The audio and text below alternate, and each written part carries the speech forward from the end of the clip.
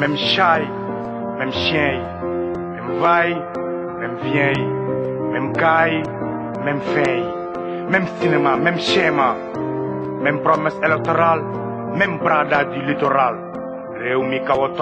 Ça se passe au Sénégal, c'est l'émission phare sur Adjo News Radio. Babacar, Buzz, Diédhiou et ses chroniqueurs. 20h, 22h, c'est l'heure du débat sur Adjo News Radio. Participez par Skype en tapant Adjo News Radio. Même chat, même chien, même vaille, même vieille, même caille, même feuille, même cinéma, même schéma, même promesse électorale, même bradage du littoral. Total. Pendant les prochaines élections, parce que la Constitution ne vous permet pas, l'article 37 ne vous permet pas, il avait des réponses ambiguës pour dire que c'est le peuple qui va décider. Évidemment, tout président africain qui vous dit c'est le peuple qui va décider, cherchez automatiquement la réponse et juste je veux me présenter aux prochaines élections. Et voilà, mais il n'a qu'à tirer les conséquences. Et donc, il pouvait le faire autrement, mais quand même changer la constitution parce que le peuple n'en pouvait plus. Et à un moment donné, quel que soit votre travail, votre réussite, votre popularité, mais le peuple en aura marre. On ne peut pas accepter ça, des présidents éternels comme ça. Évidemment, les nouvelles générations africaines ont envie aussi de voir des changements d'autres présidents. Et donc, pour le cas du Burkina Faso, moi je m'y attendais beaucoup. Merci Mans. Donc là, nous sommes en compagnie de Bassirou Sahro, géopoliticien, il se trouve à Paris, et aussi de Kémo Cissé, qui est ingénieur, mais aussi qui s'intéresse à des questions africaines depuis très longtemps. Donc l'invitation n'est pas anodine. Toutes ces personnes, c'est des personnes, en tout cas, qui ont envie de voir l'Afrique changer, qui sont posées plusieurs questions. Bassirou Sahro, est-ce que vous avez entendu Mans Badi? Donc ma question, c'est de dire effectivement, aujourd'hui, qu'est-ce que ça vous évoque? Quel est le sentiment qui vous anime par rapport à ce qui se passe au Burkina, Bassirou Sahro? Les auditeurs d'Adjo News dans le monde, particulièrement au Sénégal, la situation au Burkina, je vais commencer d'abord par m'incliner devant la mémoire des vaillants combattants, surtout des jeunes qui ont été tués, plus de 30 personnes dans les manifestations. Donc c'est le côté déplorable et triste de la manifestation. Mais de l'autre côté, il faut saluer aussi le courage du peuple burkinabé, surtout de la jeunesse, qui sont mobilisés pour dire non à une candidature de Blaise Compaoré. Comme a dit Mans, peut-être qu'on ne s'attendait pas si vite, mais il y avait des prémices que ça allait arriver de toutes les façons. Oui, ce qui s'est passé pendant plusieurs mois de confusion, s'il allait être candidat ou pas. Mais en dehors de cela, il y a 1 an ou 2 ans, il y avait une mobilisation au niveau des policiers pour réclamer leur salaire. Donc à cela s'ajoute cette réforme constitutionnelle qui va être la goutte d'eau qui a fait déborder le vase. Donc on s'y attendait, peut-être qu'on s'y attendait pas trop vite. Je crois que le peuple burkinabé, surtout la jeunesse burkinabé, vient de démontrer que malgré 27 ans de pouvoir, tout peut arriver, et ça s'est arrivé en 48 heures pour dire non, enfin que Blaise Compaoré dégage. Maintenant, la jeunesse africaine doit tirer de ses conséquences ce qui s'est passé au Burkina. C'est possible que ça se passe ailleurs. Au Zimbabwe, par exemple, avec Mugabe, ou encore le Cameroun, avec Paul Biya, où il y a parfois une monarchie républicaine, au Togo, au Congo-Kinshasa, avec Kabila. Donc ça, c'est un message qui a été lancé aujourd'hui. Donc nous encourageons et nous saluons le peuple burkinabé de dire non, finalement de montrer que c'est le peuple qui décide qui a le dernier mot. Merci Bassirou, c'est le peuple qui décide. Merci Bassirou. Donc on va continuer le débat. Et je vous rappelle, pour ceux qui nous suivent, que le débat est enregistré et qui sera retransmis. Mais on va continuer. Bassirou et Mas qui sont là, en attendant que Kémo arrive. La question qu'on a envie de vous poser aujourd'hui, comme vous venez de finir, Bass, en nous disant que qui a remporté, c'est le peuple. Et nous avons compris que le début, c'est toujours le peuple, qui est la force et la faiblesse de tout. Et cette révolution qu'on a eue au Burkina Faso nous pousse à dire que c'est le peuple qui finalement a le dernier mot. Et Bassirou et Mas, j'ai envie de vous poser cette question. Ce qui s'est passé, est-ce que c'est un coup d'État ou bien c'est une vraie révolution? Est-ce qu'un coup d'État, est-ce qu'une révolution? Je pense que c'est trop tôt de dire c'est un coup d'État ou pas. En tout cas, nous sommes dans une situation extrêmement compliquée. Du moment où, par exemple, c'est l'armée qui tire les ficelles actuellement. Donc, moi, je pense que il y a, certes, ce qui est sûr, il y a une révolution populaire, ça c'est sûr. Maintenant, on va attendre après la transition. Si l'armée fixe le pouvoir, là, à ce moment, on va dire il y a une révolution qui s'est terminée par un coup d'État aussi, quoi. Mais si, par exemple, l'armée ne se présenterait pas aux élections prochaine, il n'y aura pas un candidat militaire et que l'armée rend le pouvoir aux civils, là en ce moment on pourra confirmer pour dire que c'est une grande révolution même. Bon, actuellement, moi je pense que la question qu'il faut se poser, surtout la question qu'il faut poser à l'armée, actuellement qui détient le pouvoir, à la personne de monsieur Isaac Zida, je pense. Oui, tout à fait, Zida, oui. Oui, moi je lui poserai la question de savoir, est-ce que, après la durée de la transition, est-ce qu'un militaire va se présenter aux élections? Est-ce que toi tu vas te présenter aux élections? Ou bien est-ce qu'il y a un membre de l'armée qui va se présenter aux élections? C'est la question qu'il faut lui poser. Parce qu'actuellement, l'armée fait des déclarations très ambiguës pour dire qu'il faut la sécurité, il faut la stabilité. D'accord, tout le monde est pour la sécurité, la stabilité, la protection des personnes et des biens. Mais l'armée n'a pas encore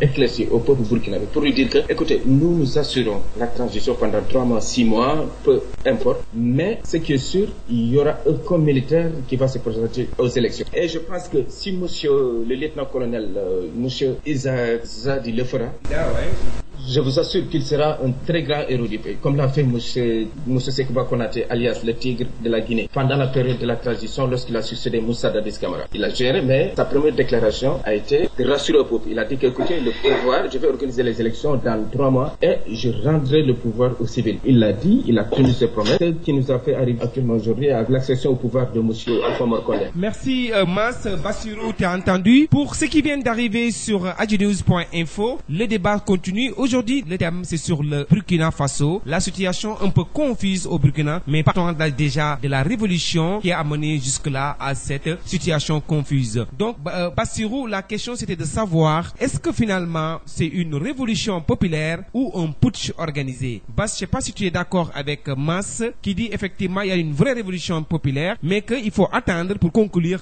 effectivement s'il y a une finition de cette révolution ou qu'un putsch de la part des militaires. Bassirou. Oui, je suis d'accord avec Mas ce qu'il a dit. En fait, moi, je pense que c'est une révolution. C'est pas un coup d'État à mon avis. C'est une révolution, comme je le disais à l'instant, que la jeunesse est fortement mobilisée, la société civile et aussi l'opposition. La jeunesse, surtout la société civile, comme le mouvement, pas les citoyens, qui sont vraiment investis. Mais est-ce que ça peut être une révolution récupérée? Oui, je peux dire que ça pourrait être une révolution qui est récupérée. Mais pour le moment, on n'est pas encore arrivé là. C'est-à-dire que les militaires, comme a dit Mas, aujourd'hui, ne sont pas clairs dans cette affaire. Est-ce qu'on va assister au cas de la Guinée-Conakry avec la situation de Dadis Camara? Ou bien est-ce que ça sera une situation que la Côte d'Ivoire a vécue sur Robert Gueye, de dire que toujours on va rendre le pouvoir aux civils et après il y a une cacophonie? Donc là, c'est trop pour nous. Tout à fait, Bassirou. Ok, on ne peut pas parler de coup d'État, c'est une révolution populaire, une révolution malheureusement qui n'a pas fini. Cette révolution n'a pas fini parce que le pouvoir, en tout cas la rue, n'est pas allé jusqu'au bout. Les militaires étaient obligés de récupérer la situation normale, mais en récupérant la situation, doivent-ils organiser une transition, enfin des élections? Doivent-ils juste faire comme ce qui s'est passé en Guinée, comme l'a rappelé Mas Badji, ou ils veulent confisquer le pouvoir? C'est ça le problème aujourd'hui, c'est la question aujourd'hui. Mais si on reste effectivement sur la question qui était posée au début, mais qu'on n'a pas fini de répondre, c'est cette question que j'ai envie de comprendre. Cette question de cette situation était-il prévisible, Bass? Oui, il était prévisible comme vous l'avez dit, mais comment se fait-il que les autres peuples qui ont pris Blaise Compaoré comme un dirigeant, comme un exemple, qui partait, qui négociait partout, et que ça n'a pas été débattu partout dans les pays en disant mais écoute Blaise Compaoré, tu dois partir, Blaise Compaoré, tu dois laisser le pouvoir parce que 27 ans c'est trop. On a l'impression qu'il y avait une sorte d'hypocrisie de la part des organisations, de la part des dirigeants, de la part des autorités africaines de manière générale. Mas. Bon, je comprends la situation. Bien, l'opinion internationale ne se présentant pas. Bon, on a appris des informations que M. François Hollande avait envoyé une lettre, mais une lettre qui n'a pas été, je sais pas, officialisée. Maintenant, on attend qu'après la révolution pour dire que François Hollande avait envoyé une lettre. Pourquoi? En envoyant une lettre, il n'a pas dit au peuple bien officialisé, écoutez, j'ai envoyé une lettre pour donner un message clair. Bon, à M. Compaoré pour lui dire de partir. Ce qui est sûr que, bon, les gens, surtout la communauté internationale, en particulier la France, les États-Unis, l'ONU, les grands acteurs de la région, ils voient une seule chose.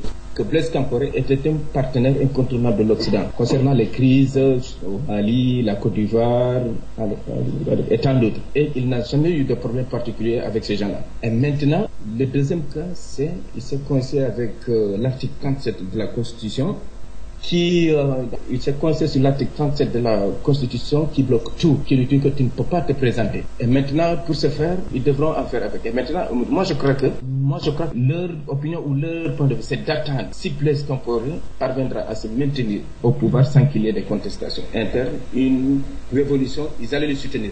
Le deuxième cas, c'est aussi d'attendre s'il y a une révolution, bon, entre guillemets, ils vont devoir faire avec, ils vont devoir aller avec le peuple burkinabé. Et maintenant, en ce qui concerne Blaise Compaoré, moi je pense que pourquoi, par exemple, lui, il a essayé de modifier, il ne voulait pas partir. Moi je crois que peut-être sa grande peur, c'est quand il quittera le pouvoir, est-ce qu'il ne sera pas poursuivi? Moi je pense que c'est un des cas qui lui a fait tenter de vouloir s'accrocher au pouvoir. S'il quitte au pouvoir, est-ce qu'il sera poursuivi? Notamment pour Thomas Sankara en 1987, je crois.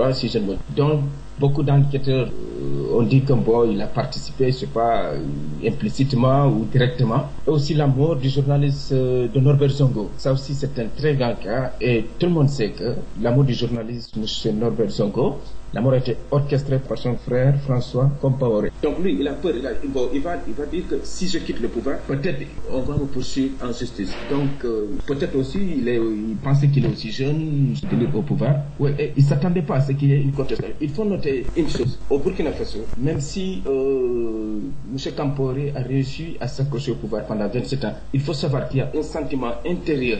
Je peux vous garantir que la plupart des Burkinabés sont très très attachés à M. Sankara. Et la plupart des Burkinabés, bon, à l'époque quand M. Compaoré était au pouvoir, il ne pouvait rien.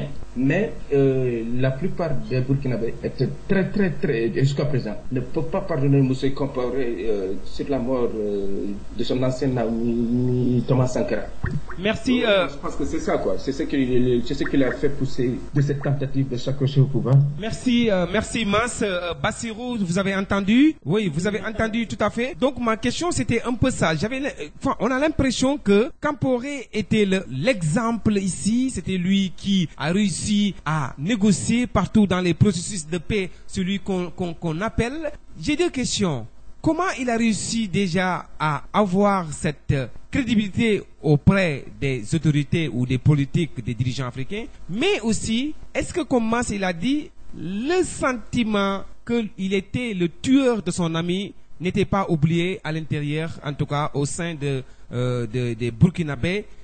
Comment tu analyses ça, Bassirou? C'est juste pour comprendre en fait comment Blaise a été devenu le leader en Afrique de l'Ouest dans les crises. En fait, il faut toujours contextualiser comment il est arrivé au pouvoir. Et vis-à-vis des relations, toujours la France-Afrique. En fait, Blaise Compaoré est arrivé là-bas. Il faut d'abord comprendre la révolution sankariste dans les années 80. Déjà, avant la mort de Thomas Sankara, c'était un jeune qui était venu au pouvoir, qui dérangeait beaucoup au niveau de l'Afrique et au niveau surtout de la sous-région. Il était entouré de qui? De Félix Houphouët-Boigny, de Yassine Beyadema. Thomas Sankara était un jeune qui dérangeait. Bien particulier. Oui, je disais que pour comprendre aussi cette crédibilité, il faut aussi le contextualiser comment il est venu au pouvoir. C'est-à-dire que Blaise Compaoré est venu, c'est vrai, en assassinant Thomas Sankara, qui, lui, il dérangeait beaucoup au niveau de l'Afrique, au niveau de la sous-région, avec Félix Houphouët-Boigny de l'autre côté, les pères, qu'on le disait, les ténors de la France-Afrique. Il dérangeait énormément au niveau du Togo avec Yassine Beyadema. Et il dérangeait, bien sûr, les relations la France-Afrique, qui avait amené une nouvelle façon de faire la politique, c'est de lutter contre la France-Afrique. Donc du coup, Thomas Sankara dérangeait beaucoup, donc c'était la personne à éliminer. Pas seulement pour la France, mais aussi pour ses frères africains, notamment les ténors à l'époque, comme je disais, Félix Houphouët-Boigny. Donc Blaise est arrivé dans ce contexte-là. Donc c'est une suite logique, une continuité des relations de la France-Afrique. C'est-à-dire, il faut toujours protéger les précarés de l'Afrique. Il faut avoir un pantin qui va jouer le sale rôle. Et Blaise Compaoré jouait ce rôle qu'il avait accepté déjà. Donc, du coup, toujours nos relations avec la France, il fallait qu'il nous l'impose aussi pour noyer le poisson. Si vous regardez après que Wade ait quitté le pouvoir, que Obasanjo ait quitté aussi le pouvoir, donc il était devenu le leader incontestable de l'Afrique de l'Ouest en termes de leadership. Donc il y a des choses inimaginables qui se passent qu'en Afrique. Comment Blaise, qui est arrivé au pouvoir avec les mains tachées de sang, et on le prend au médiateur, c'est-à-dire qu'une façon de nous insulter encore, c'est vraiment inadmissible. et on nous l'a on nous l'a imposé, on nous l'a accepté. Et donc Blaise, dans la crise ivoirienne, il était là, Sierra Leone, il était là, Libéria, partout comme médiateur, et même récemment la crise au Mali. Donc, ça a arrangé aussi, si vous voyez la France, d'avoir quelqu'un qui joue ce rôle. Et comme l'a dit Mas, c'était aussi une façon aussi de préparer presque l'après Blaise Compaoré, c'est-à-dire que l'affaire Sankara l'a toujours poursuivi, tu vois, l'affaire Norbert Zongo l'a suivi, et d'autres récemment même, le premier juriste qui lui a dit que votre candidature est irrecevable, qui a été disparu dans des conditions qui ne sont pas connues. Donc, en gros, c'est ça pour négocier après sa sortie. Donc, et Blaise, ce qu'il a réussi à faire, et je crois que, entre guillemets, il a juste réussi parce qu'il est en Côte d'Ivoire, à Yamoussoukro, parce que c'est un service que va lui rendre le président Ouattara, parce que lui aussi, il a rendu un service pendant la crise ivoirienne. Donc, en gros, quand on négociait pendant 48 heures que le président, on ne sait pas où il allait, tout ça, c'était une stratégie pour ma part, c'est-à-dire de négocier sa sortie. Il a été vraiment escorté jusqu'à Abidjan, tout ça, on le sait. Donc, c'était ça. Il préparait juste la sortie. Mais il savait qu'il allait partir, que 27 ans encore, le peuple, que ça n'allait pas passer. Mas a dit quelque chose qui était important, c'est-à-dire qu'on n'a pas entendu la France parler dans cette affaire. C'est-à-dire que si la population n'avait pas réagi, la candidature de Blaise Compaoré allait être soutenue. Donc là, il ne pouvait pas faire autrement, aller à l'encontre de la population qui l'ont vraiment décidé. Donc, et juste ce qu'il faut signaler, c'est-à-dire que je disais que la jeunesse burkinabé a été l'un des piliers de ce mouvement, et avec le balai citoyen. Mais il y a d'autres personnes importantes qui ont joué un grand rôle dans cette affaire, qui sont des sommités au Burkina. C'est-à-dire que c'est les juristes qui sont vraiment respectés et respectables qui ont dit, c'est M. Augustin Luanda et Luki Briga qui ont dit maintenant à l'armée de prendre les responsabilités face à ce qui se passe. Oui, Bass, en tout cas, une analyse très pertinente de la situation, du contexte, de comment il a finalement réussi à se donner une crédibilité, à être le porte-parole, à être le père, à être le consultant, en tout cas celui qu'on consulte pour les questions de paix, à être finalement l'exemple alors qu'il avait les mains tachées de sang. Et on va prendre, il n'était pas là, Kémo Cissé, on l'a raté en cours de route, Kémo Cissé. Enfin, bonsoir. Bon, tu as raté une partie, mais tu as entendu la dernière analyse de Bassirou Sarro. Et voilà, donc on va revenir pour toi, effectivement, à la question de départ aujourd'hui. En tant qu'Africain, panafricain, je t'ai connu un peu militant. Ça te rappelle quoi? Ça fait un petit détour, mais c'est pas grave. Ça nous permet de comprendre. Toi, c'est quel sentiment que tu as de voir le peuple burkinabé comme ça remporter peut-être une victoire, enfin, au début? Là, c'est un peu confus, mais au début, c'était quel sentiment qui t'animait en tant qu'Africain? Déception, content ou quoi? Joie? Effectivement, bon, j'en profite pour dire bonne fête à tout le monde et puis bonsoir en même temps. Ce que j'ai à dire à propos de la révolution que moi j'appelle vraiment, c'est il y avait déjà eu une première révolution au Burkina avec Sankara. On se rappelle de ça. Mais je salue le courage des jeunes burkinabés, le mouvement balai citoyen, de la société civile et tout ce qui va avec. On sait tous que ça se préparait depuis 2011. Ce mouvement, vraiment, ça a véritablement commencé depuis 2011. D'un côté, c'est une très grande fierté. C'est que pour moi, c'est que le peuple burkinabé vient d'accomplir. Tout à fait. Donc, vous avez entendu, Mas, j'espère que je vous rate pas en cours de route. Ok, vous m'entendez très bien. C'est parfait. Donc, on va faire une émission. Vous êtes là tous en direct. Donc, je vous rappelle, pour ceux qui viennent d'arriver, que c'est une émission spéciale. Donc, l'émission s'appelle Ça ne passe pas au Sénégal. D'habitude, on est un peu sur le Sénégal et des choses qu'il faut changer. Et là, aujourd'hui, on a voulu s'ouvrir un peu à l'Afrique et on va parler du cas Burkina. Avec moi, il est là, Kémo Cissé, il est ingénieur chargé d'études chez CSE, je ne sais pas si je prononce bien, Sénégal, militant du mouvement Teki. Donc, Mas Badji, membre d'une organisation panafricaine en Pologne, donc l'Afrique autrement. Ndiaga Diouf qui n'est pas là, mais donc on a Bassirou Sarro, géopoliticien et qui s'intéresse beaucoup aux questions et aux crises en Afrique. Donc, on va continuer le débat. Donc, la question que j'avais posée au début, c'est de savoir si c'était une révolution ou un coup d'État. Mais en tout cas, on était d'accord de dire que c'était une révolution ou c'est une révolution. Mais là, c'est en train de changer de camp. Peut-être que ça va devenir un coup d'État, mais on verra. C'est trop tôt de le dire, comme l'a dit Mas. Cette situation était-il prévisible? Oui, il était prévisible parce que c'est impossible 27 ans de pouvoir en Afrique. 27 ans de pouvoir, ça commence à faire trop. Mais on reviendra sur cette question-là. Mais d'abord, la question que je vais poser pour comprendre à mes auditeurs, enfin à mes mes co-débatteurs, mes chroniqueurs. La révolution pourra-t-elle être récupérée par l'armée? C'est ça ma question. Est-ce qu'aujourd'hui, l'armée est sur le point de récupérer la révolution? Est-ce que l'armée pourrait la récupérer? Si vous êtes là, je sais pas, je donne la parole à Mas Badi. Oui, moi je pense que tout est possible.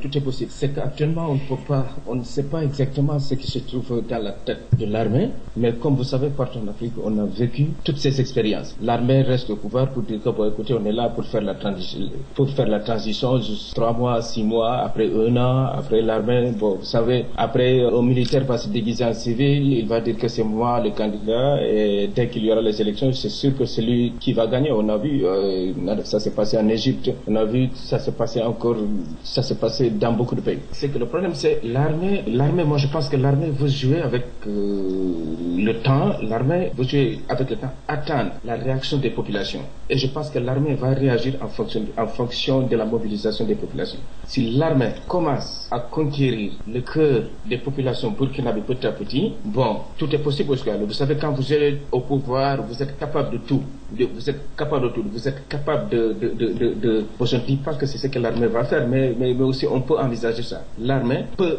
essayer à un moment donné, de créer une situation de chaos, de déstabilisation, d'insécurité, et maintenant, maintenant l'armée peut faire régner l'ordre pour que la population dise que, vous savez, que les militaires peuvent faire régner l'ordre. On peut en arriver à ça. Et donc, c'est aussi important ce qu'a dit l'Union africaine. L'Union africaine avait dit que si l'armée ne rend pas le pouvoir civil, il va faire des sanctions. Mais il s'agit de quelles sanctions encore? Vous savez, vous savez, toujours en Afrique, les présidents africains n'ont jamais peur des sanctions en général, surtout quand il s'agit des sanctions africaines. Mais quand il s'agira des sanctions, par exemple, de l'ancienne puissance coloniale, la France ou l'Union européenne ou les États-Unis, là, ça commence à faire pression. Donc, je pense que la population burkinabé est en train d'attendre. Mais aussi, il faut savoir une seule chose. Les Burkinabés veulent faire une révolution, mais aussi actuellement, puisque Blaise Compaoré est parti, c'est sûr que le mouvement va s'affaiblir un peu.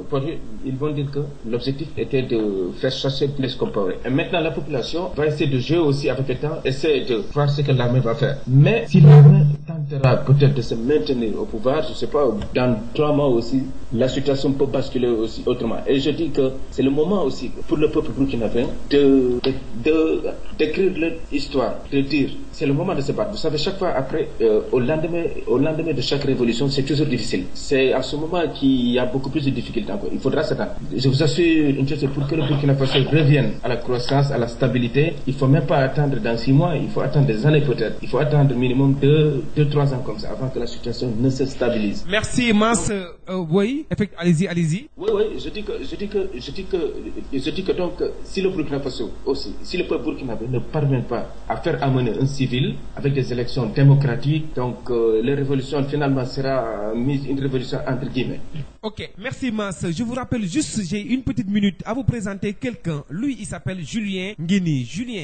Jean-Lucien plutôt. Jean-Lucien Nguéni, lui, il est du Congo, donc effectivement République démocratique du Congo, et c'est un autre panafricain. Il nous a suivis sur Internet et il a voulu participer. Je sais pas s'il m'entend, il a voulu parce que ça l'intéresse cette question du Burkina, ça l'intéresse comme dans beaucoup de pays. Il faut que ça change comme partout en Afrique. Jean-Lucien Nguéni, est-ce que tu es là, tu nous entends? Oui, il y a un problème de connexion avec Jean. Donc on continue la question. Je sais plus si c'est moi qui ai un problème de connexion. Bass, est-ce que tu m'entends? Ok, donc la question, c'est effectivement, est-ce que l'armée, en attendant que Lucien revienne, Kémo, je pense qu'il est là aussi, est-ce que l'armée peut récupérer cette révolution? Est-ce que l'armée peut récupérer cette révolution, Bass? La vérité est qu'aujourd'hui, l'armée a l'intention de récupérer cette révolution. Mais on a vu la mobilisation d'hier. Plus de 10 000 personnes se sont mobilisées. Certes qu'il y a toujours des profiteurs qui veulent prendre le pouvoir par-ci par-là. Mais cette victoire, ça appartient au peuple burkinabé. C'est quelque chose qui s'est pas fait du jour au lendemain. Hein. C'est quelque chose qui a été construit. Hein. On le sait tous que c'est quelque chose qui a été vraiment construit. À la base, ce ne sont pas que des politiciens qui l'ont fait. Il y a toute la société burkinabé qui est derrière. Quand on se rappelle, j'ai regardé un peu sur Twitter, j'ai même vu des gens qui disaient que dans des provinces, des gens se mobilisaient pour venir à la capitale si Compaoré n'allait pas partir. On sait très bien que c'est à la base, c'est le peuple. Maintenant, c'est en africain, on sait aussi qu'il y a des choses que, voilà, la France-Afrique, on en parle, ça existe, ça n'existe pas. Ce que j'aurais vraiment aimé, et ce qui se profile, c'est que cette révolution va avoir un peu l'air de ce qui s'est passé un peu vers dans la Guinée ou au Mali. J'aurais préféré que ça soit comme ce qui s'est passé au Mali. Mais la vérité est qu'aujourd'hui, l'armée a vraiment l'intention de récupérer cette révolution. Maintenant, le peuple burkinabé aussi comprend effectivement que ce n'est que des diablotons, comme ils disent. Hein, ce n'est que des rues Compaoré qui sont là, que ce soit le général Zida ou Lougué qui a travaillé avec Compaoré, je ne sais pas pendant combien de temps. S'il veut devenir président de la République, on sait toujours que c'est le même Compaoré.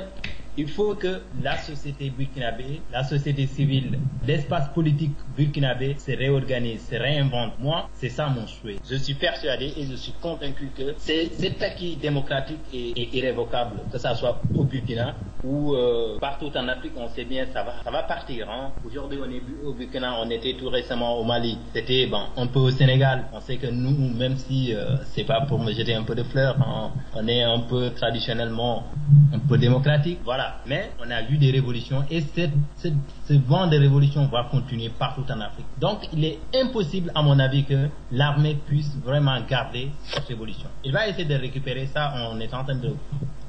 Voilà ce que j'ai à dire un peu par rapport à ça. Merci Kémo. Donc Bassirou, tu m'entends? Tu as entendu la question? Tu as entendu aussi les réactions? J'ai entendu, oui. Je partage. Hein, sauf que, comme il a dit Kémo, c'est-à-dire qu'aujourd'hui l'armée va tenter de récupérer peut-être la révolution, mais ça va pas durer parce que là le peuple burkinabé reste toujours déterminé. Hein, comme il a dit, il continue toujours, ils sont toujours vigilants. Donc l'armée peut-être reste toujours dans le flou. Hein, dans les révolutions en Afrique, on les salue, mais après, quelques mois après, on déplore si c'est récupéré. C'est-à-dire, mais c'est l'opposition, à mon avis, qui doit prendre cette responsabilité. Il a un grand rôle à jouer. C'est-à-dire qu'à un moment donné, ils étaient trop passifs, ils étaient trop silencieux, je veux dire. Parce que c'est un peu compliqué, parce que dans l'opposition aussi, comme il a dit, il y a beaucoup qui ont travaillé avec Blaise. C'est-à-dire qu'aujourd'hui, ses ennemis d'aujourd'hui étaient ses amis d'hier. Donc après, est-ce qu'après certains d'entre eux vont avoir vraiment la légitimité des membres de la société civile, peut-être qui seront potentiellement candidats à l'élection, et l'avenir nous le dira. Mais ce qui est sûr, avec ce qui s'est passé aussi dans d'autres pays, vous avez souligné le cas de la Guinée, j'avais souligné aussi le cas de la Côte d'Ivoire, qui sont des cas, franchement, au début, on était optimiste avec le général Robert Gueye, après on a vu ce qui s'est passé. Donc, je crois que l'idéal serait de faire le bon exemple comme celui de ATT quand il est arrivé, tu vois. Même après, si c'est pas le même contexte, le Mali n'est pas le Burkina n'est pas la Guinée. Mais c'est-à-dire que ATT, quand ils ont fait le coup d'État, Moussa Traoré, lui, il était parti définitivement. Après, c'est le peuple qui est allé le chercher. Et donc, je dis pas que les situations sont comparables, mais je crois que l'armée doit avoir sa responsabilité de respecter un calendrier et de voir dans quelle échéance les élections pourraient être organisées. Et après, comme ils le disent, hein, et c'est ça le souhait, c'est-à-dire de dire qu'après les militaires ils vont retourner à la caserne, mais c'est pas toujours évident, on ne sait pas ce qui va se passer. Donc c'est le souhait et je suis persuadé que le peuple burkinabé, la façon dont ils ont fait, de dégager Blaise, ils seront prudents et continuer le combat. Tout à fait. Bass, vous avez évoqué, il a évoqué effectivement Kémo, vous l'avez évoqué. Mais comment se fait-il à chaque fois qu'il y a révolution? On sait que la révolution, ça part, comme il vient de dire Kémo, c'est une organisation, donc ça passe par le peuple qui, peut-être de manière inconsciente, a organisé cette révolution. Mais qu'au finish, à la fin, c'est récupéré par les mêmes personnes. Aujourd'hui, Lougué, comme il le dit, on le voit traîner avec Compaoré. Et à chaque fois, c'est comme ça. Je ne veux pas qu'il cite le cas du Sénégal ou ailleurs, mais quand on voit qu'au Sénégal, on reviendra sur les exemples, ce n'est pas vraiment pour faire un parallèle, mais quand on voit qu'aujourd'hui, la révolution du peuple ouad a été récupérée par Macky Sall. C'est un exemple parmi tant d'autres. Pourquoi ça? Parce que le peuple n'a pas l'expérience, le peuple n'a pas l'intellectuel, ou bien le peuple ne peut pas être sa vraie porte-parole. Je ne sais pas si je me fais comprendre par rapport à cette question, mais à chaque fois, c'est récupéré par les militaires. C'est récupéré par les mêmes personnes. Comment se fait-il? Bassirou, Mas, Badi, ou quelqu'un en tout cas? Comme par exemple, vous l'avez dit, en général, quand on fait une révolution, on le fait de manière inconsciente en général. On le fait, on n'a qu'un seul objectif. L'essentiel, c'est que la personne qui est en place chute.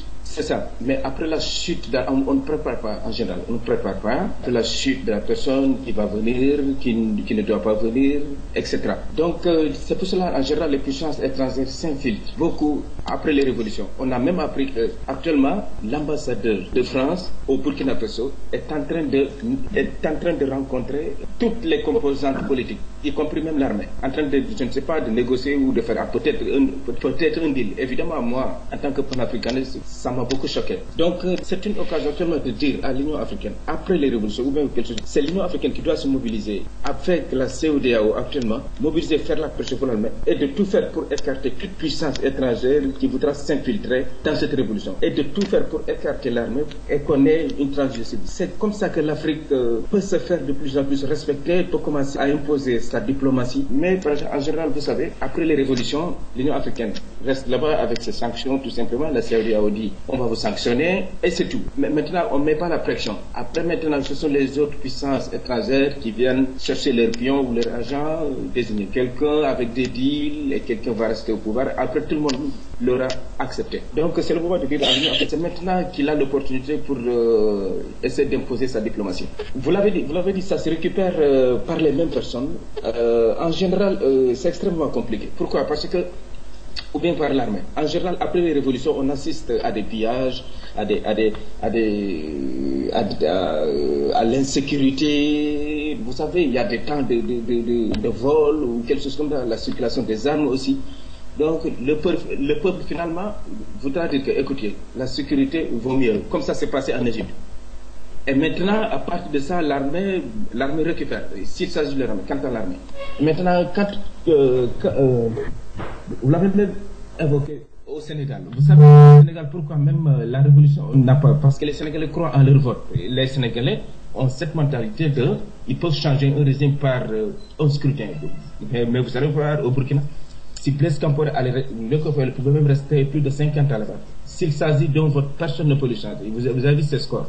Ce sont des scores artificiels, on ne comprend pas qu'ils gagnent avec près de 80%, mais vous dites, en matière de démocratie, on ne peut pas gagner une élection avec 80%, ça c'est impossible.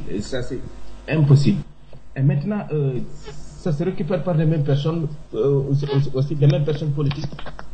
Bon, ces mêmes personnes politiques, il faut savoir aussi, ils savent très bien miser, ils sont extrêmement intelligents, vigilants,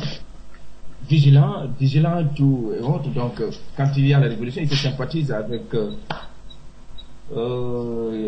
les révolutionnaires, les populations. Bon, après finalement, en tout cas, moi je préfère, quelle que soit la personne qui arrive, mais quand même c'est mieux de dégager un président qui reste avec des mandats successifs de manière éternelle. Mais moi je préfère, si la personne qui vient impose la démocratie, on pourra le dégager, on pourra le faire chasser par le biais des urnes si le peuple n'a pas confiance en lui.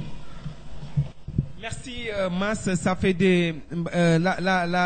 l'écoute n'est pas très si nous on s'entend très bien, mais parfois il y a des gens donc sur internet m'envoient en me disant parfois ça coupe, mais bon, c'est pas grave, c'est des problèmes techniques, on essaiera de s'améliorer la prochaine fois. Mais déjà au début, j'allais vous présenter une personne. Je vous disais que il y a quelqu'un qui est là avec nous, donc il s'appelle Lucien, donc Jean-Lucien Ngeni, donc il est de la République démocratique du Congo. Je sais pas, il nous entend. Lucien. Oui, je vous voilà, entends très bien. Exactement, il est là. Lui, donc, il tombe au bon moment. Donc, j'avais passé directement avec lui pour poser cette question-là. Cette question qui peut-être pourra l'intéresser. C'est quoi la question? C'est de savoir, est-ce que d'autres pays d'Afrique pourront suivre l'exemple du Burkina Faso, comme le Cameroun, le Congo-Brazza, le Togo ou encore le Zimbabwe? Est-ce que d'autres pays africains suivront cet exemple? Est-ce qu'ils devront suivre cet exemple, Lucien? En tout cas, merci beaucoup. D'ailleurs, je dis bonsoir à tous les participants à votre émission.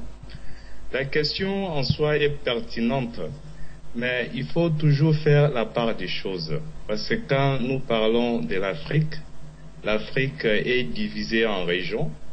Aujourd'hui, il y a de cela quelques temps, on a vu ce qui s'est passé en Afrique du Nord, dans les pays maghrébins.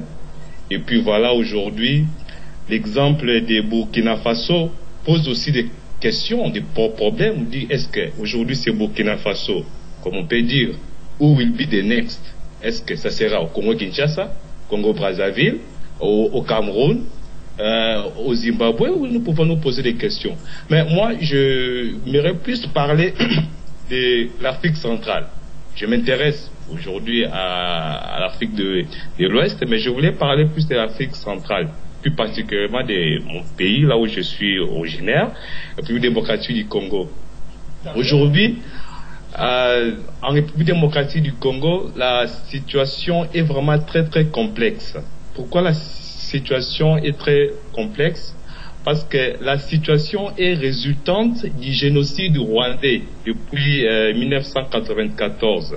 On a vu Kagame est là, même si après les génocides, il était là comme vice-président de la République, mais c'est lui qui commandait. On a vu après 1994, 1996, il y a eu la déstabilisation de la région du Grand Lac, dont la guerre des Lacs qui a vu Mobutu partir en 1997. Aujourd'hui, il y a quelqu'un qui est là depuis 2001, il s'appelle Joseph Kabila. Alors, il est là, on a vu, si vous avez suivi la situation en 2011, il y avait les élections en novembre 2011, il semble que c'est pas lui qui avait remporté, mais il s'est imposé. Alors, aujourd'hui, il faut aussi que nous sachions une chose. Il y a l'infiltration militaire. Si au Burkina Faso, l'armée était pour le peuple, mais au Congo, l'armée n'est pas pour le peuple. Parce qu'à chaque fois, aujourd'hui même, je vous dis, il y avait un sit-in à Kinshasa, mais on a arrêté les manifestants parce qu'ils n'avaient pas des armes. Ils manifestaient pacifiquement, mais on les avait arrêtés, on les a mis tous en prison. Donc voilà, c'est un peu difficile.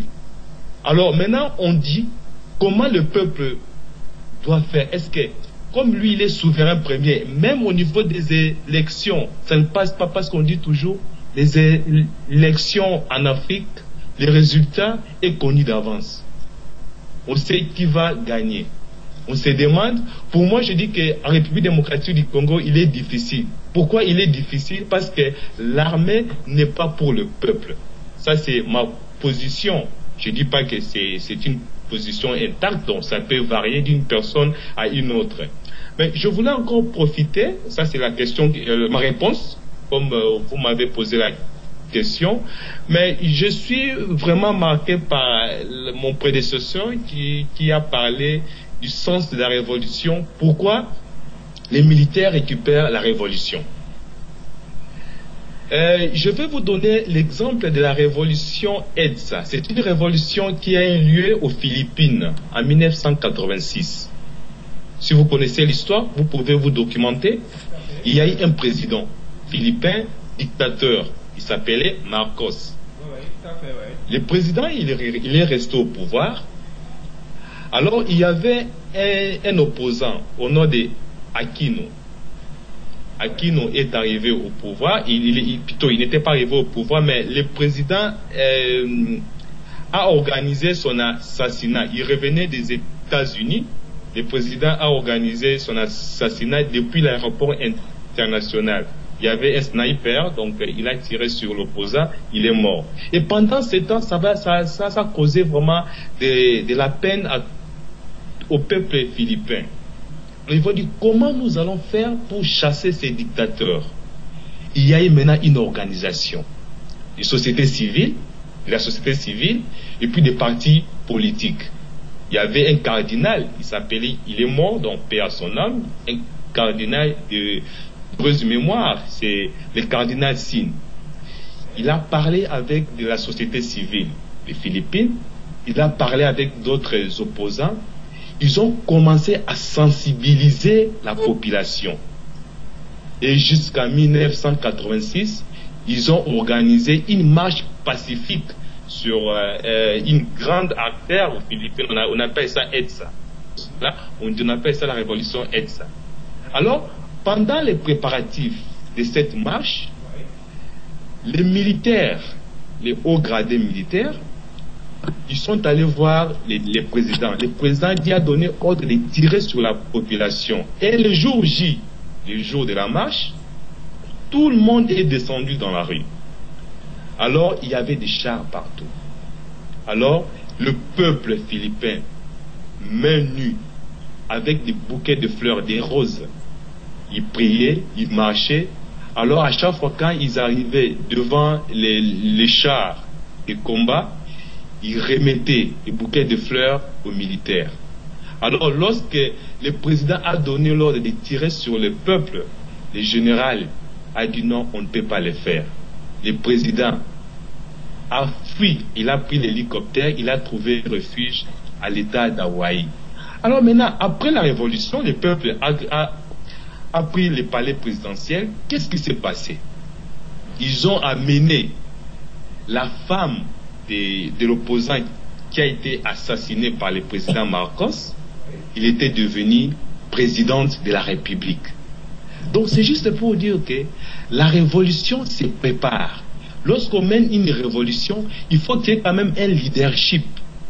La révolution ne peut pas se faire comme nous voyons en Afrique aujourd'hui, que le peuple, ça dit, d'une manière spontanée, le peuple, parce qu'on dit que voilà, on en a marre, on descend dans la rue, on casse, et puis le président sous la peur parce qu'il évite le fusion du sang, il prend la fuite, et puis l'armée récupère. Il y a encore un autre point, afin que je ne finisse, je voulais souligner, c'est le problème de la légalité constitutionnelle.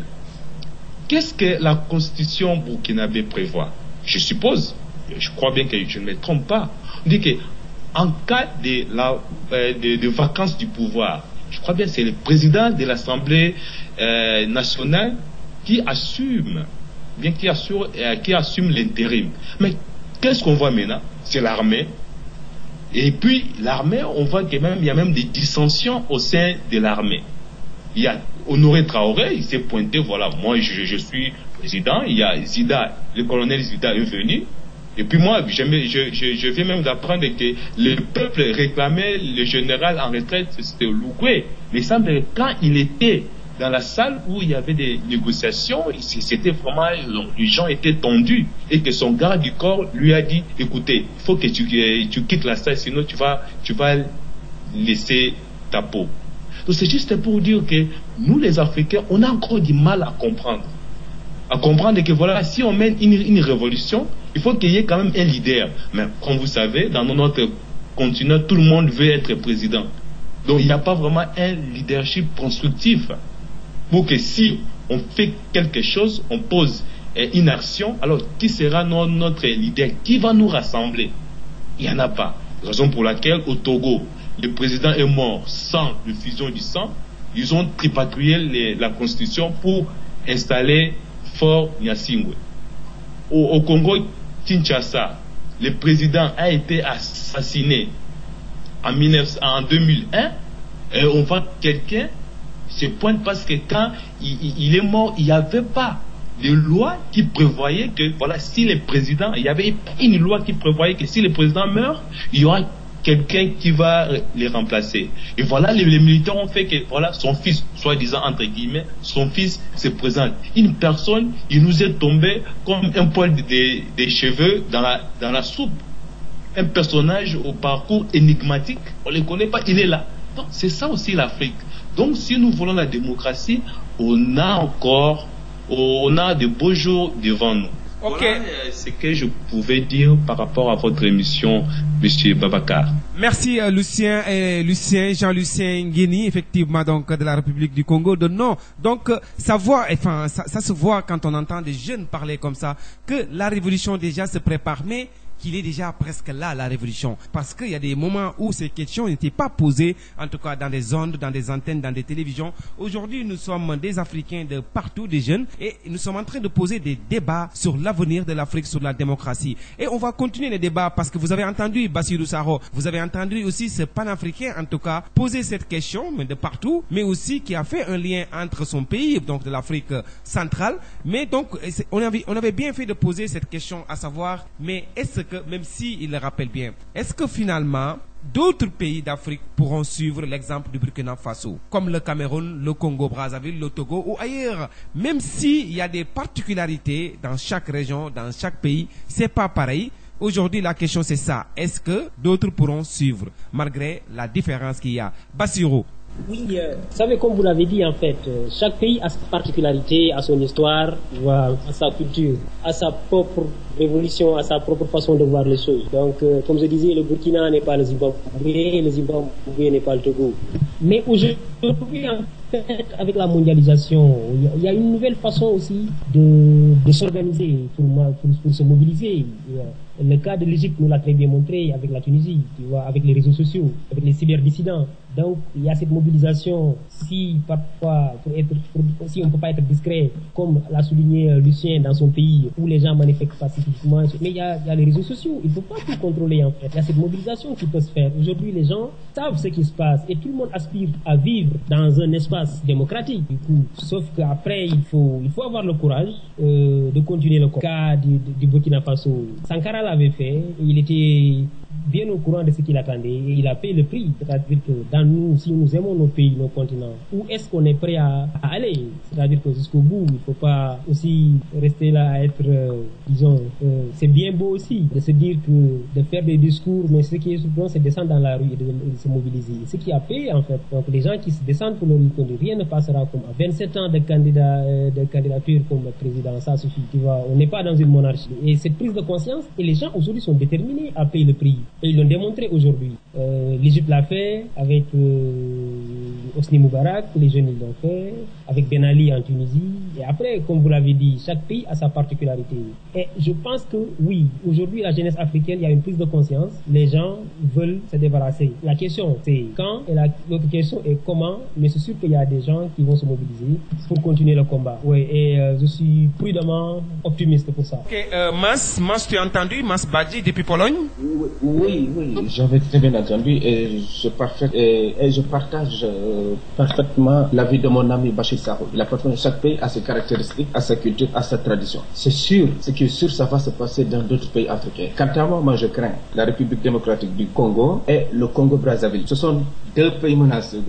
Et le Cameroun aussi. Bon, pour le cas du Cameroun, c'est, vous savez, ils ont même tenté, je crois que c'était en 2008, quand le président voulait, je sais pas, les changer ou la constitution, bon, les gens avaient manifesté, il a ordonné l'armée de tirer. Mais vous savez, actuellement, ces révolutions passent, il y a beaucoup plus de soutien qu'auparavant. À l'époque, la communauté internationale disait que c'est l'Afrique, le soleil ne se mêlait pas, ne soutenait pas les révolutions. Mais vous savez, actuellement, par exemple, quoi que l'on dise aussi, le continent bouge, le continent avance, le continent bouge, et c'est vrai, les mentalités changent, il y a beaucoup plus d'alphabétisation, les gens voyagent partout, ils reviennent, les gens deviennent de plus en plus, beaucoup plus intelligents encore. Donc, actuellement, toute puissance qui essaiera de soutenir directement ou indirectement un dictateur, en tout cas, va le regretter un jour. Pourquoi? Parce que si ce dictateur tombera un jour, vous savez actuellement, quand on viendra pour, je sais pas, entre guillemets, excusez-moi du terme, partager, comme on le dit, la part du gâteau ou quelque chose comme ça, il y a ce sentiment nationaliste contre cette puissance. Je vous donne l'exemple de la France, vous savez, de la France qui a beaucoup participé à soutenir, je sais pas, beaucoup de dictateurs africains, vous savez. Après, quand les gens changent, les gens sont très très anti-français, quoi. Donc, les gens disaient aussi le Zimbabwe. Pour le cas du Zimbabwe, moi je connais pourquoi, parce que moi je fréquente beaucoup de Zimbabwéens. J'ai des amis Zimbabwéens ici. D'autres qui ont fait leurs études ici, après ils sont rentrés. D'autres, vous savez, le Zimbabwe, ça va être très difficile. Je ne sais pas si est-ce que la Constitution, d'abord, il faudra se poser la question. Est-ce que la Constitution zimbabwéenne limite les mandats? Moi je ne pense pas, je ne crois pas. Mais en tout cas, c'est une question à méditer. Je ne sais pas si si la constitution. Et puis le Zimbabwe, c'est un pays jeune. Vous savez, acquis les indépendances en 1980. Il y a ce sentiment aussi très très nationaliste des Zimbabwe. Ils sont très très nationaux. Moi, j'ai rencontré des jeunes ici zimbabwéens qui sont étudiants. Je les ai posé des questions à propos de Mugabe. Vous ne rencontrez pas aucun jeune qui dira que je suis contre Mugabe. Vous savez, les gens le diabolisent, c'est vrai. Hein? Moi, je ne suis pas de ceux qui moi soutiennent Mugabe. Ok, je peux être d'accord avec lui dans certains cas et dans certains cas non. Mais les Zimbabwéens n'ont pas confiance à leur opposition. Pourquoi? Parce qu'ils ont peur. Ils ont dit que c'est quelqu'un qui va vendre le pays. Ils ont vu l'exemple de l'Afrique du Sud. Ils ont dit que quelqu'un qui va donner, excusez-moi du terme, le pays, il va donner des terres à des blancs et que les Zimbabwéens sont très nationaux. Et encore, vous savez, quand un pays accède à son indépendance par les armes, en général, c'est un pays très très nationaliste. Vous voyez l'exemple de beaucoup de pays africains qui sont accédés à l'indépendance par des armes. En général, il y a un sentiment nationaliste. Pour le cas du Zimbabwe, je ne pense pas. Mugabe est largement soutenu intérieurement. Quoi qu'on le diabolise, dire ou quelque chose comme ça, il est largement soutenu. Alors, pour le cas de la RDC, je vous dis, mon ami qui vient de dire que, bon, il y a l'armée, puis autre qui tire. Mais vous savez, actuellement, toute révolution se termine en général, malheureusement, par des pertes humaines. Et pour ce faire, vous savez, actuellement, si l'armée, je ne sais pas, le général, l'armée, le président, chacun a peur après. Par exemple, si vous tirez sur la four, vous allez être poursuivi dans la Cour pénale internationale. Vous savez, malheureusement, le cas de Laurent Gbagbo aussi, bon, même si ce ne sont pas les mêmes cas, il est beaucoup plus facile de poursuivre un président africain pour crime contre l'humanité qu'un président européen ou américain. D'ailleurs, même ça ne se reproduira peut-être jamais pour un président européen ou américain. Mais par contre, africain. Donc, même le cas des militaires. Vous savez pourquoi l'armée burkinabé n'a pas voulu tirer? C'est pas parce que, automatiquement, ils étaient sympas avec les peuples. Ils auraient voulu garder le pouvoir. Que Blaise Compaoré reste, qu'il puisse régner toujours. Parce que n'oubliez pas, Blaise Compaoré, c'est un militaire. Mais chacun a peur de prendre ses responsabilités et tirer sur la foule parce qu'il va être poursuivi dans la Cour pénale internationale. Donc c'est pour cela qu'actuellement vous faites une révolution. Ça dépend de la mobilisation. Quand tout le monde sort, bon, aucun militaire, je ne pense pas, aucun général ne prendra ses risques pour prendre des chars, tirer sur la foule. Parce qu'actuellement, vous savez, il y a partout, les images sont partout, vous savez, l'accès au numérique, les réseaux sociaux, vous tirez sur la foule, automatiquement il va y avoir des preuves. Donc chacun ne prendra pas risque. Le cas de République démocratique du Congo, à moins que Kabila, je sais pas,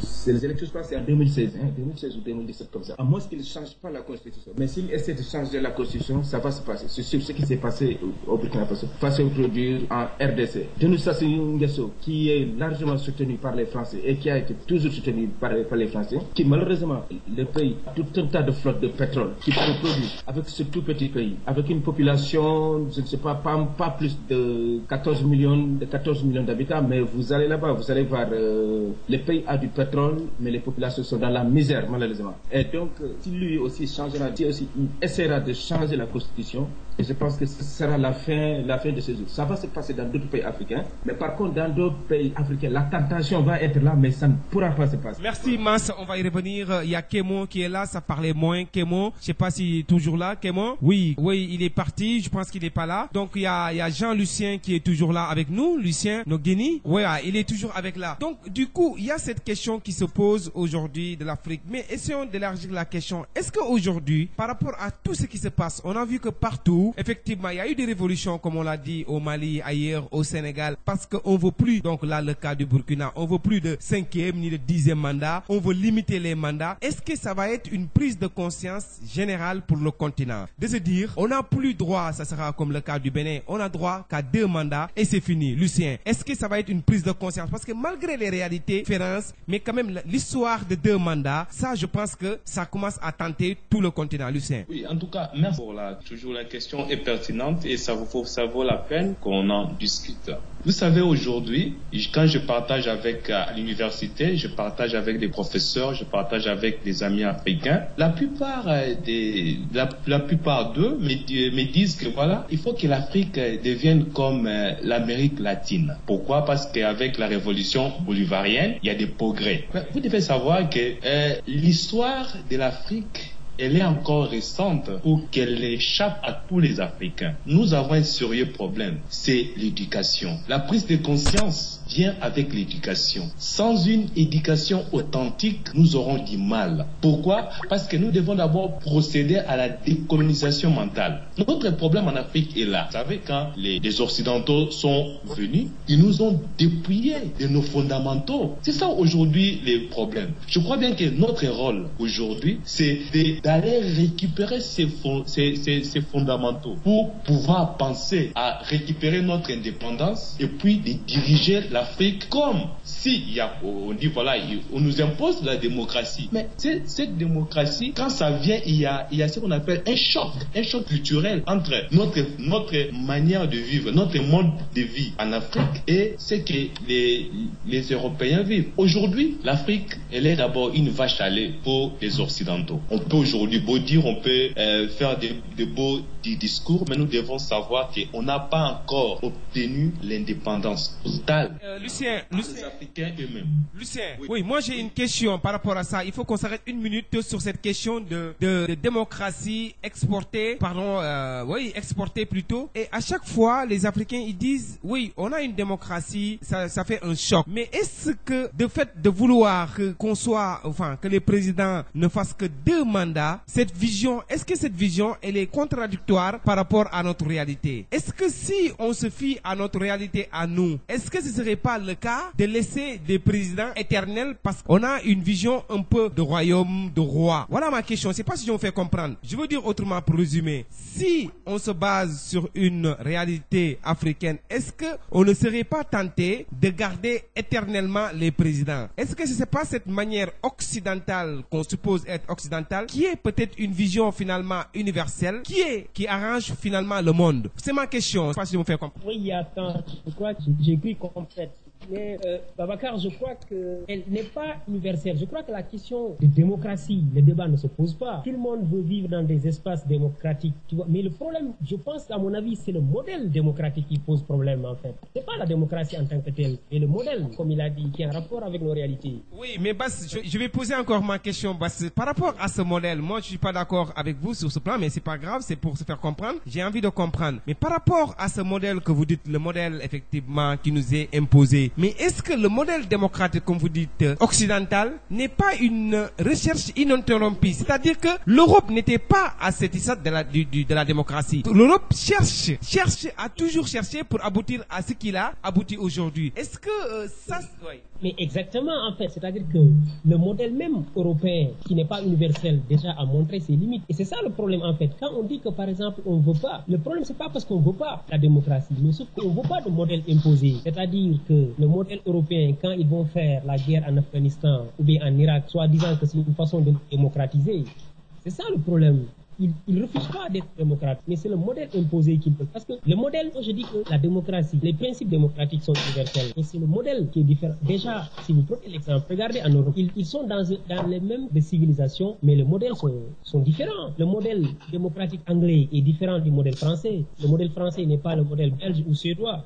Et si un Français veut imposer son modèle à un Anglais, ça ne pourra pas passer parce que l'exception culturelle va s'afficher automatiquement. Et c'est cette exception culturelle qui fait cette particularité. Et de tenir compte de l'histoire du pays, tenir compte de sa culture, sa façon de penser, ce qu'on appelle, les sociologues appellent une psychologie collective. Et Afrique aussi, c'est ça. On a les mêmes réalités. Bon, pardon, on n'a pas les mêmes réalités. Par exemple, l'Afrique aussi est homogène. Il y a, si je peux dire, des Afriques. Chaque pays a sa particularité. Donc, comme tu l'as dit, le problème pour moi, ça ne se pose pas en termes de 2 mandats ou 3 mandats. Le modèle occidental a montré ses limites. Cherchons nos propres modèles qui sont en phase avec notre histoire, nos réalités. Et Lucien a souligné que c'est vrai qu'on a un problème en Afrique, problème d'éducation. Oui, ça c'est vrai, parce que notre modèle est calqué sur un modèle occidental et donc du coup on se cherche en fait. Donc on n'arrive pas à trouver nos modèles. Mais il faut qu'ils nous laissent aussi, l'Afrique est encore jeune, de nous laisser. Il faut tenir compte de nos réalités, de nos cultures et de nos pratiques. Je crois que c'est dans la seule façon qu'on peut s'en sortir. Au lieu de nous d'imposer un modèle occidental, et ne se trouve pas. Et c'est malheureux parce que comme il a dit, c'est-à-dire qu'on est perdu. Mais regardez nos dirigeants, ils sont formés à l'occidental.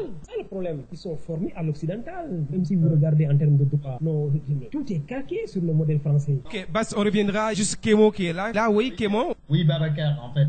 Alors, je vite fait revenir sur ça. Hein.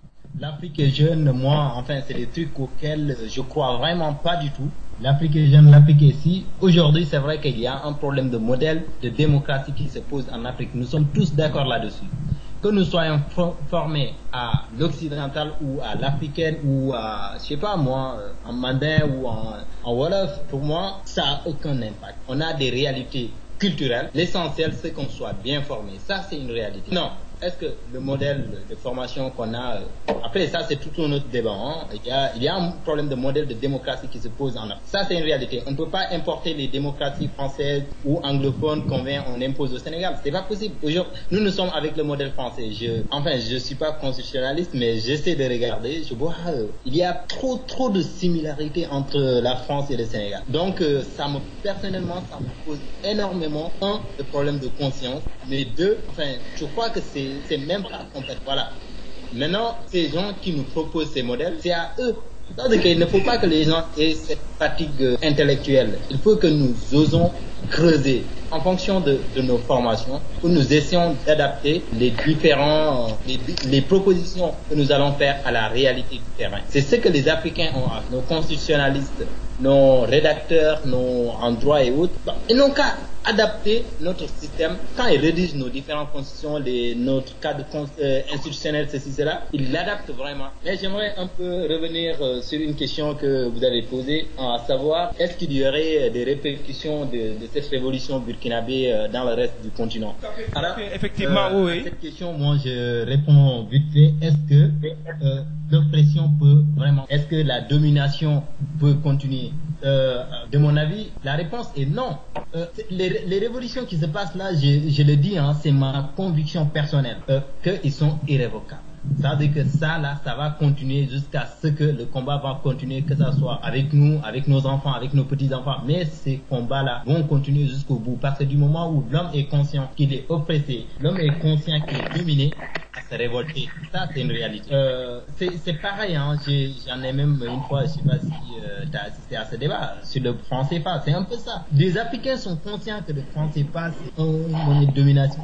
On va se révolter contre tout ça. Il n'y a pas moins que l'oppression, la domination sur un peuple puisse continuer éternellement. Voilà ce que j'ai un peu à dire sur ça. Et puis les pays sur lesquels éventuellement ces révolutions vont avoir lieu, je peux facilement parier prochainement sur le Togo par exemple, ou même pourquoi pas sur Cameroun ou Congo-Brazza. C'est des pays où je crois vraiment que il faut observer dans les 2, 3, 5 prochaines années que forcément il va y avoir des révolutions. Peut-être que ces révolutions vont être réprimées dans le sang, que je ne souhaite pas, que je souhaite vraiment que ça soit des révolutions pacifiques comme ça. Le plus pacifique possible, c'est ce que je souhaite à tous ces peuples, mais ça peut pas continuer, ça peut pas continuer nulle part. Nous le savons, ça ne peut pas continuer. Regardez, ce qui se passe aujourd'hui, c'est ce qui véhicule le message, c'est on est dans un village planétaire comme on dit. Hein. Le message, ça part d'un coin du monde de l'autre côté. Et c'est partout comme ça. Moi, là où je suis là, il y a quelques dizaines d'années, quand je vous dis que je serais là en train de parler avec d'autres personnes, peut-être que les gens ne vont pas me croire. Mais ça, c'est les réalités qui font que forcément des gens ont l'information très vite et puis en fonction de ça ils peuvent s'organiser très facilement. Merci, merci Kémo. Effectivement, il a parfaitement raison. On va y revenir tout à l'heure. Juste pour préciser ce qu'il vient de dire, juste c'est une petite parenthèse.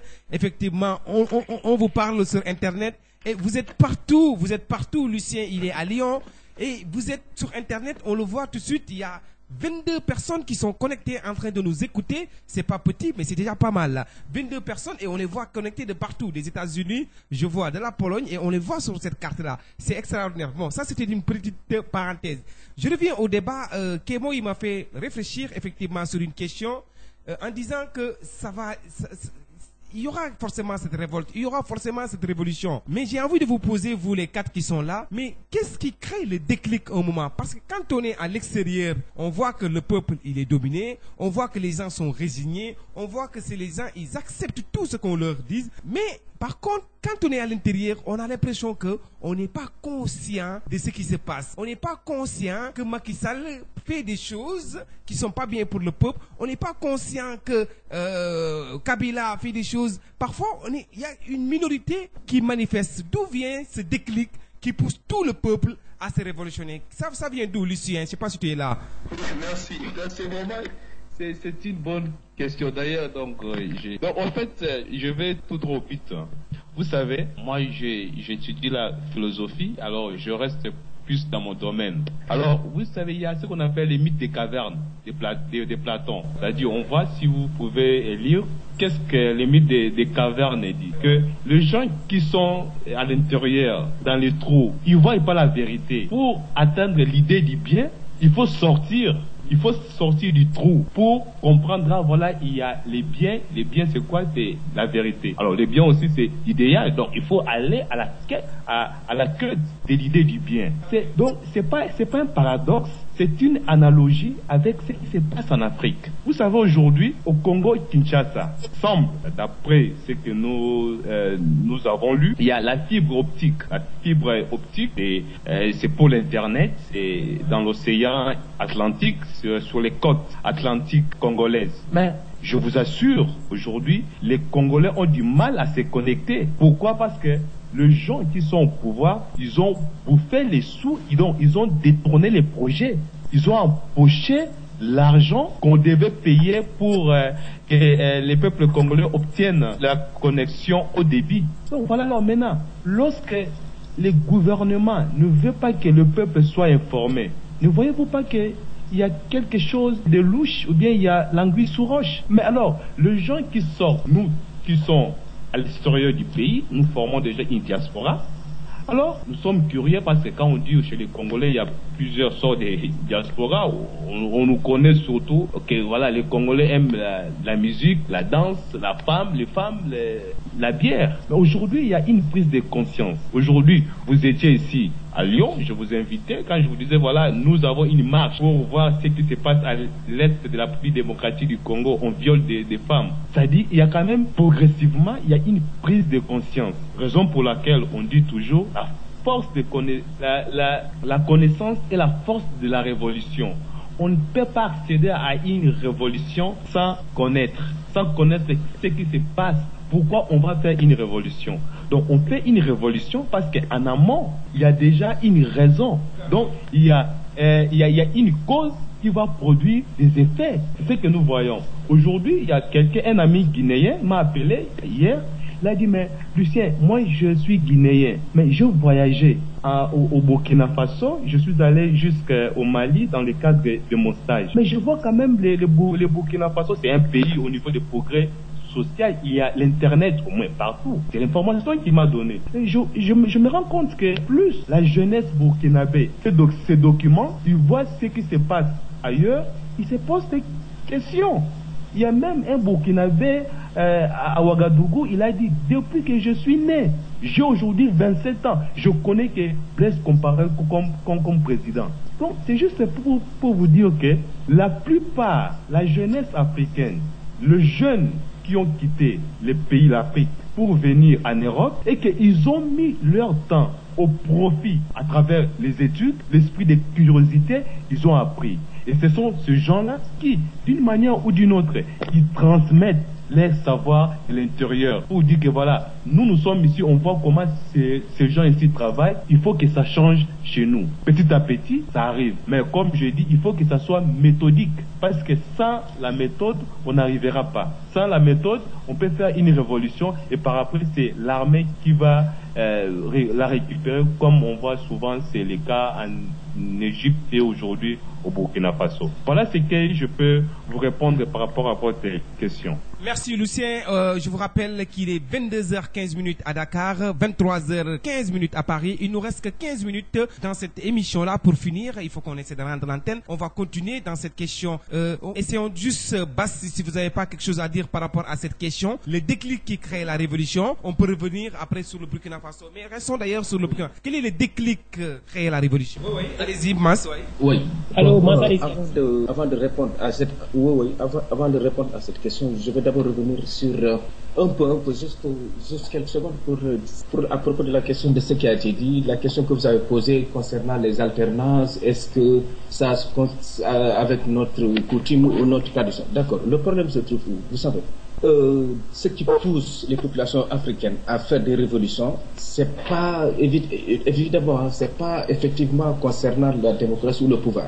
Vous savez, c'est ce problème de pauvreté économique. Vous savez, on a un continent riche, mais les populations sont extrêmement pauvres. C'est tellement triste. Vous savez, c'est ce qui pousse aux Africains à essayer de changer au régime. Aucun pays, en général, vous êtes là au pouvoir, mais ça n'avance pas. Et en plus, encore, les pouvoirs qui sont en place concernant, pour les royaumes, quelles sortent, les populations en nombre, en général, ce sont les cousins, les amis, les copains qui sont dans le pouvoir, une élite extrêmement riche et le reste de la population reste extrêmement pauvre. Vous savez pourquoi? Nous, chaque fois, on va être victime par exemple, de traitement égal, ou bien vous voyagez à l'extérieur, vous faites des actes racistes. Vous savez, la personne qui dit chaque fois, lui, il est victime de racisme. En général, c'est une personne qui est en infériorité économique. Vous savez tout ça. Pourquoi on ne nous respecte pas en général, entre guillemets, on ne nous respecte pas partout ailleurs? C'est parce que il y a la pauvreté. Mais si l'économie, les gens, les populations, la classe moyenne naît, ou les gens commencent à bien vivre, je vous assure que partout on va nous respecter. D'accord. Maintenant, pour le déclic pour dire la question que vous avez posée, le déclic, ou je ne sais pas, ou concernant, allez-y, rappelez-moi s'il vous plaît, Babacar. Oui. C'est qu'est-ce qui crée le déclic de cette révolution-là? Lucien l'a rappelé, bien sûr, avec ce mythe de la caverne de Platon, qui est significatif comme exemple, parce que quand on est à l'intérieur, on ne voit pas trop, et là, vous, de l'extérieur, vous voyez. Donc, c'est quoi qui peut créer, ou qui crée le déclic? Voilà, le déclic, il y a aussi un manque d'information, un manque de sensibilisation des populations, de leur faire savoir, écoutez, le pays ne va pas parce que les problèmes sont là. Vous savez, en Afrique occidentale, aucun président n'ose dire, écoutez, moi je veux sortir du franc CFA. Personne, c'est devenu un sujet même tabou. Personne n'ose le dire, alors que tout le monde sait que tout ce qui a mis notre économie, par exemple, à terre, c'est ce franc CFA-là. Le mot franc CFA même est une même insulte d'après moi. Vous savez, colonie française d'Afrique, c'est même une insulte. C'est devenu un tabou qu'on ne peut pas débattre, alors que tous les économistes, les grands économistes africains ont dit qu'il faut sortir du franc CFA. Tant qu'on va rester sur cette monnaie, on ne va pas avancer.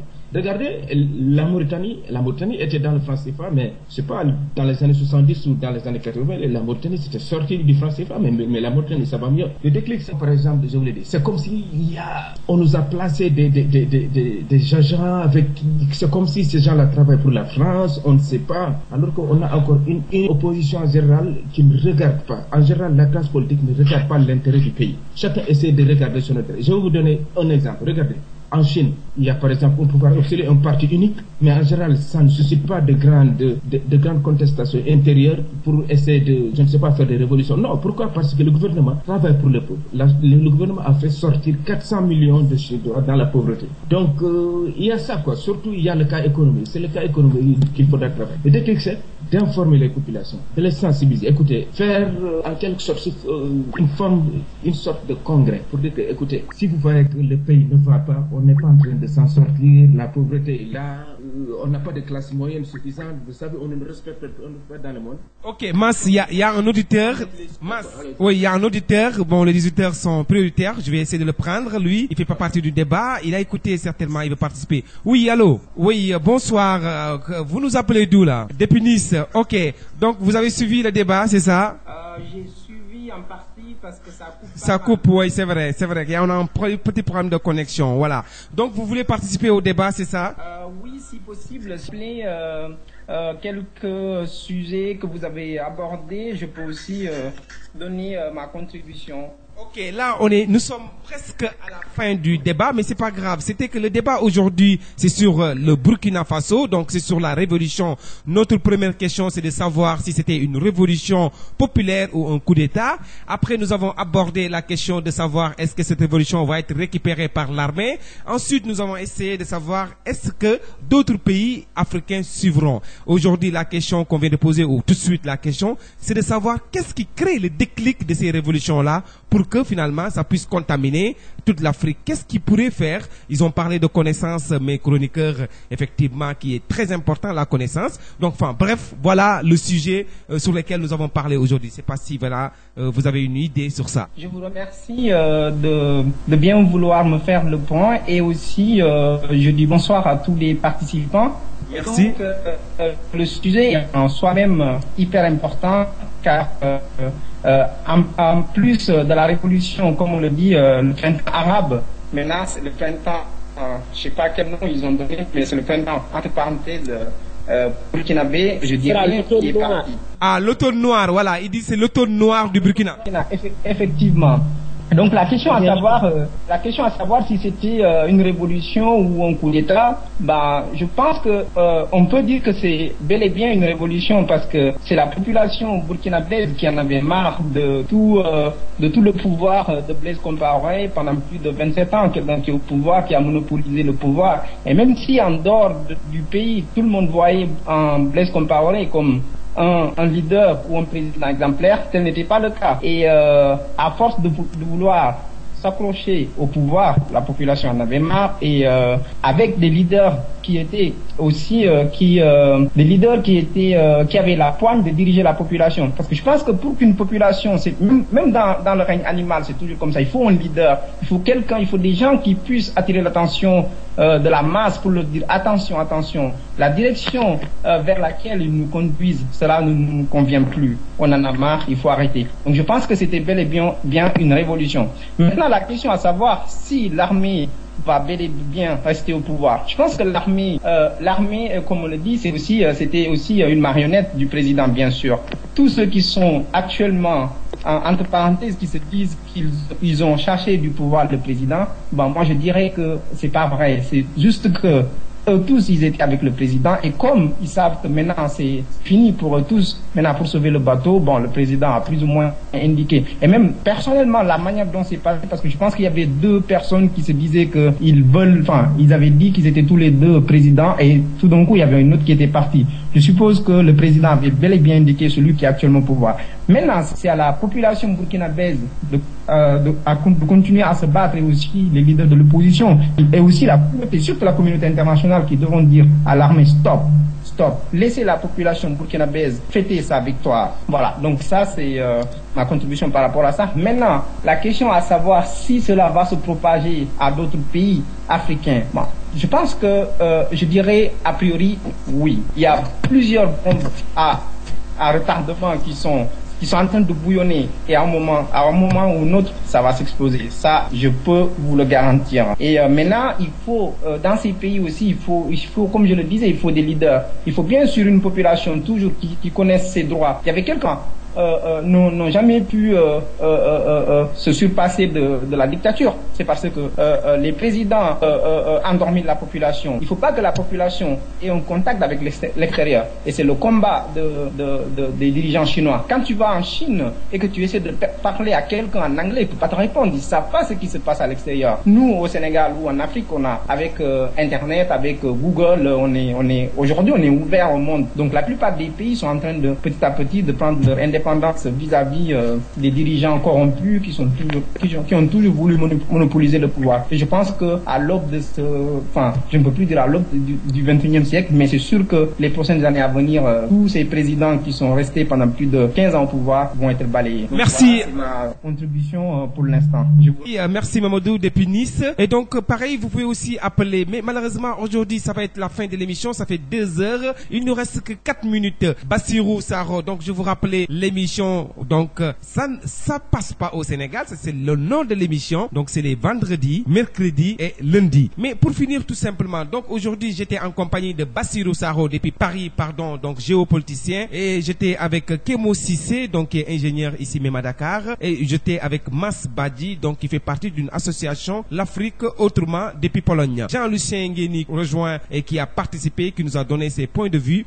Les gars, ça va être comme on dit, le dernier tour sur chaque question, une petite ouverture. Donc chacun par rapport à ce thème du Burkina nous dise quelque chose aujourd'hui, et puis voilà, parce qu'on peut pas, il y a tellement de sujets, tellement de thèmes, je veux pas poser des questions pour vous cadrer, j'ai tellement de questions, mais juste voilà un appel, je sais pas moi, une solution par rapport à voilà, enfin la question elle est là. Donc on va commencer par Lucien, voilà, Jean-Lucien. Oui, merci beaucoup pour un appel, un dernier mot. Je dirais que l'Afrique nous appartient, c'est notre maman. Alors je demande à tous les musiciens africains de penser à notre continent, parce que ce sont des éducateurs de masse. Si en Europe ils ont la tradition scripturaire des textes, en Afrique on a plus la tradition orale. C'est à travers les chansons qui peuvent véhiculer les messages de l'éducation et dire au peuple voilà vos droits et vous devez le revendiquer. Et je crois bien que s'ils continuent À terme, avec la direction, je conclurai pour dire que un fruit tombe que quand tu le mûres. Mais devant l'ouragan ou la tempête de l'histoire, mûr ou n'est pas mûr, il tombe quand même. Merci beaucoup. Merci Lucien. Donc Mas, tu étais le premier à être là avec nous. Mas Badji depuis Pologne. Mas, tu as entendu. Donc question de Burkina ou sur autre chose, pas de question. Juste pour finir. Oui. Tout ce que je veux dire, je lance un appel pour dire qu'il faut que l'Afrique prenne son destin en main. C'est pas du tout facile. Une histoire, on l'a construit soi-même. Personne ne viendra développer l'Afrique à notre place. Faut que l'Afrique s'invente elle-même et de poser les vraies questions qui font que le continent ne passe pas beaucoup économiquement et que les populations restent pauvres. Pas de questions, de poser toutes les questions, y compris même les questions qui fâchent. Surtout de poser des questions à ceux qui ont étranglé l'économie africaine. De tout mettre en œuvre, la sensibilisation des jeunes. C'est le moment pour dire que l'Afrique a sa chance de s'en sortir. Si elle perd du temps en ce moment je ne sais pas, d'estime, dire que l'Afrique est le continent de l'avenir, si l'Afrique continue à dormir, ça va être à jamais. Ça va être un continent qui sera toujours dominé à jamais. Merci. Merci Mas Badji depuis Pologne. Bassirou Sakho, tu es là, donc voilà notre spécialiste géopoliticien. Bassirou, sur cette question, peut-être toi, ce sera vers le peuple burkinabé, vers cette révolution, peut-être les solutions qu'il faut, l'appel qu'il faut. Comment il faudra organiser cette révolution? Oui, en fait, merci encore pour cette émission, pour cette initiative qui sont à multiplier. Et encore une fois, je vais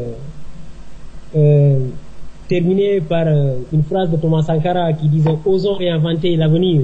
C'est le titre d'un de ses ouvrages. L'Afrique doit prendre son destin en main et oser réinventer l'avenir.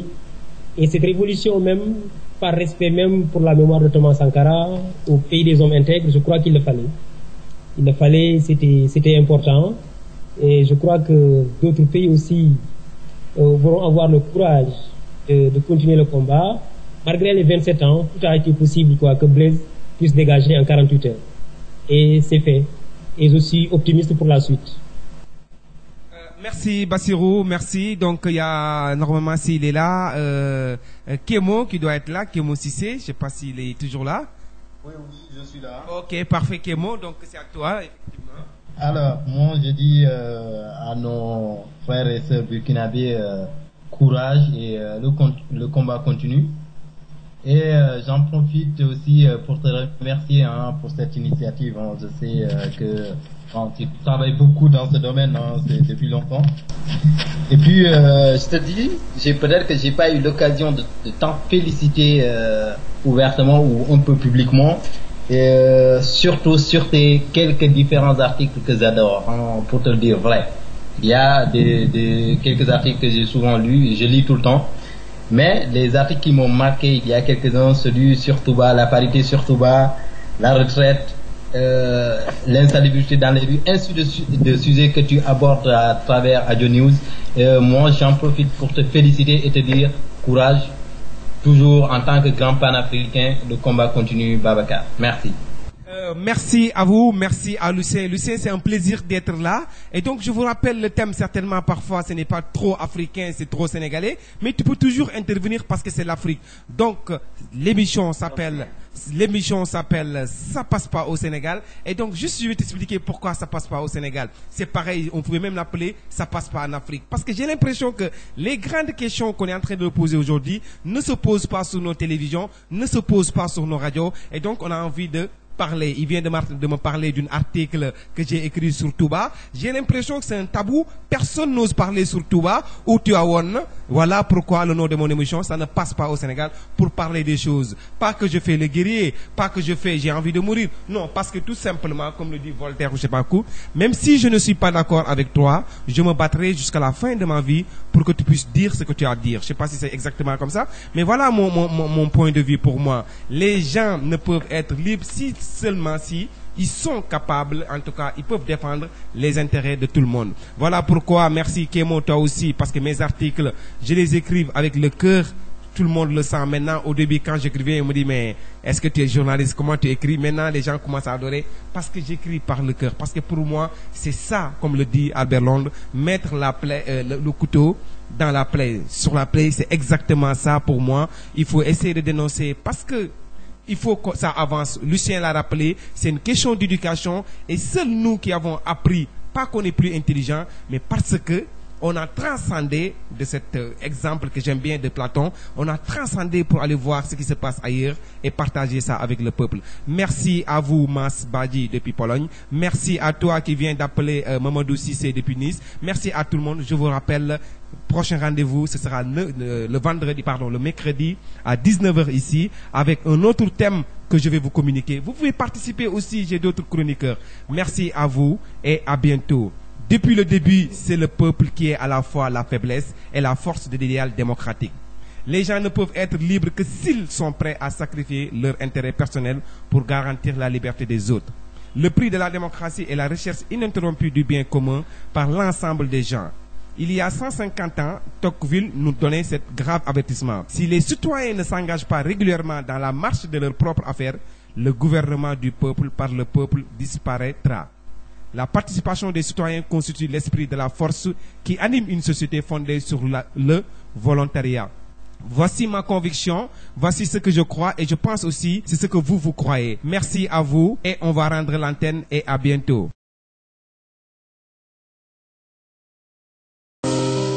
Même chat, même chien, même vaille, même vieille, même caille, même feuille, même cinéma, même schéma. Même promesse électorale, même bradage du littoral. Réumi Kawo total. Ça se passe au Sénégal, c'est l'émission phare sur Adjo News Radio. Babacar Buzz Diedhiou et ses chroniqueurs, 20h, 22h, c'est l'heure du débat sur Adjo News Radio. Participez par Skype en tapant Adjo News Radio. Même chat, même chien, même vaille, même vieille, même caille, même feuille. Même cinéma, même schéma, même promesse électorale, même bradage du littoral. Réumi Kawo total.